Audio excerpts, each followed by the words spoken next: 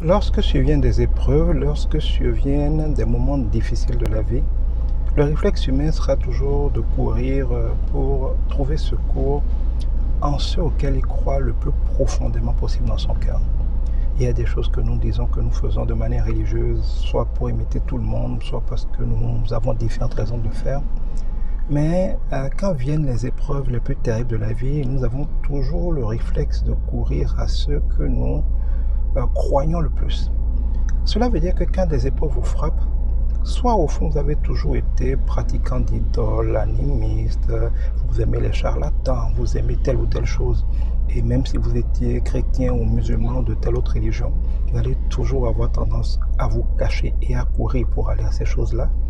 Soit alors vous croyez vraiment en Dieu, et alors quand l'épreuve frappera, quel que soit à quel point ça frappera, et quel que soit le point auquel ça donnera l'impression peut-être que Dieu ne vous a pas exaucé, vous vous rappellerez en qui vous avez cru, vous savez qu'il est fidèle, vous savez qu'il vous aime, vous savez que tout concourt bien de ceux qui aiment Dieu, vous savez que les peuples frappés mais ne vous terrassera jamais, vous savez que vous pouvez tomber mais que vous relèverez, vous savez que vous pouvez être dans le feu mais qu'il ne vous brûlera pas, vous savez qu'on vous combattra mais qu'on ne vous vaincra pas, vous savez que Dieu est là, vous savez qu'il est votre rédempteur et qu'il se lèvera, qu'il interviendra, que ça se terminera bien.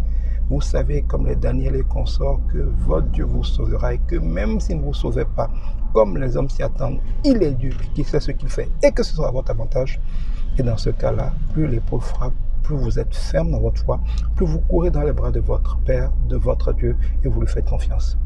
Oui, si vous avez vraiment la foi en Dieu, l'épreuve vous rapprochera de Dieu et affermira votre foi et Dieu sera fier de montrer que vous avez eu raison de croire en lui en vous glorifiant.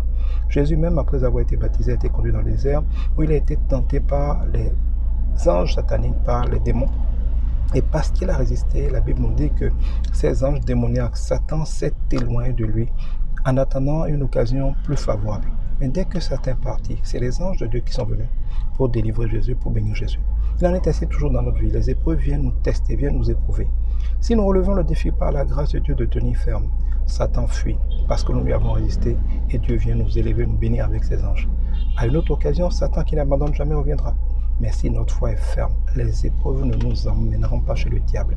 Il n'est pas possible d'être né de nouveau. Il n'est pas possible d'avoir la foi en Dieu et de dire que les épreuves nous ont fait perdre la foi. Si les épreuves vous font perdre la foi, c'est que vous n'avez jamais eu de foi. Ce que vous faites quand les épreuves vous frappent, c'est ce qu'en vérité vous avez toujours fait, ce que vous avez toujours cru.